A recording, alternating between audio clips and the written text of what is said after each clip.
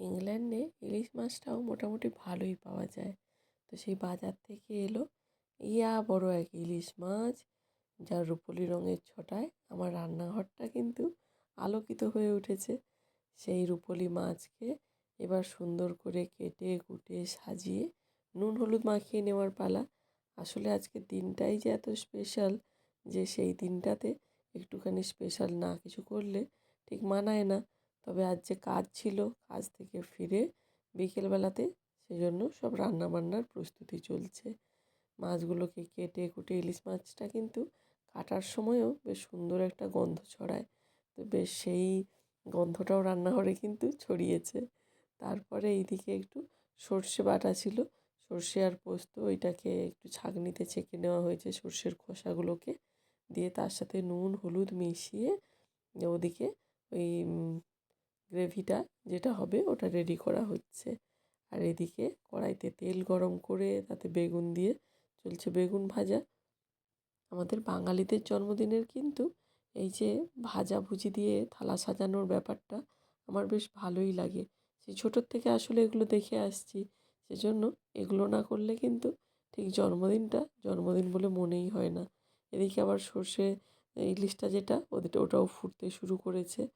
তবে ও হ্যাঁ, তোমাদেরকে তো বলাই হলো না যে দিনটা কী, এত স্পেশাল কেনই বা ইলিশ মাছ এসছে। এটা কিন্তু আজকে কর্তামশাইয়ের জন্মদিন। তো বছরে জন্মদিন একবারই আসে, তার উপরে আবার শাশুড়ি মা রয়েছে এখন বাড়িতে। ফলে সেই দিনটা তো একটু স্পেশালভাবে সেলিব্রেট করতেই হয়। তো আমরা রান্নাবান্না করতে করতে প্রায় 8, 8:30 মতন বেজে গেছিলো। বাইরে তখনও ভালোই রোদ্দুর। তো সামনেই এখানে আমাদের একটা কেক শপ রয়েছে। মানে আরও অন্যান্য জিনিসও পাওয়া যায়, তবে কেকও পাওয়া যায়। তো এটা বাড়ির সামনে শপটা বলে ওখানেই কেক আনতে চলে গিয়েছিলাম। আর আমাদের রাস্তার পাশেই এই সেশন হাউসটা রয়েছে। ওটাই দেখতে দেখতে যাওয়ার সময় এত সুন্দর লাগে, ভাবলাম একটা ভিডিও করে তোমাদেরকে দেখাই। তারপরে ওই বাড়িটা পেরিয়ে যাওয়ার পরেই এরকম একটা সুন্দর একদম সবুজের দেখো ঘেরা একেবারে একটা বাড়ি। পুরো বাড়িটার জানালা দরজা সব কিছুকেই যেন সবুজ জড়িয়ে রয়েছে একেবারে। তো এইসব বাড়িগুলো দেখতে দেখতে এই যে আমাদের কোঅপে পৌঁছে গেছি। এখান থেকে একটা কেক নিয়ে নেব।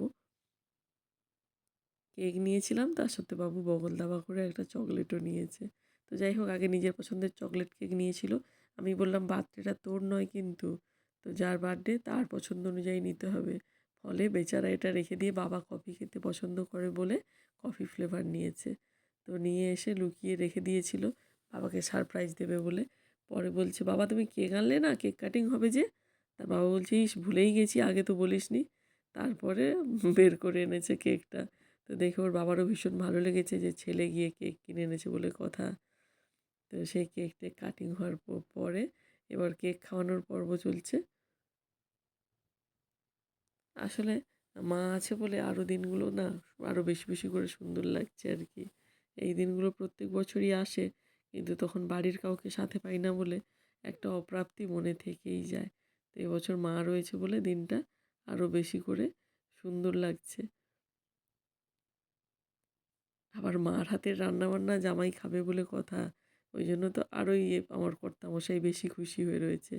এই যে থালায় ভর্তি করে সাজিয়ে দেওয়া হয়েছে ভাজাভুজি, একটা সবজি, এদিকে রয়েছে মাছ, মাংস, ও হ্যাঁ পায়েস দিতে ভুলে গেছি, আর আমটা কাটতেও ভুলে গেছি। যাই হোক, এই দিয়েই আমাদের জন্মদিন হয়েছে। কেমন লাগলো ভিডিওটা জানাতে ভুলো না। আর যারা এখনও পেজটাকে ফলো করোনি প্লিজ ফলো করে দিয়ে সঙ্গে থেকো। ভালো থেকো, দেখা হবে পরের ভিডিওতে। টাটা।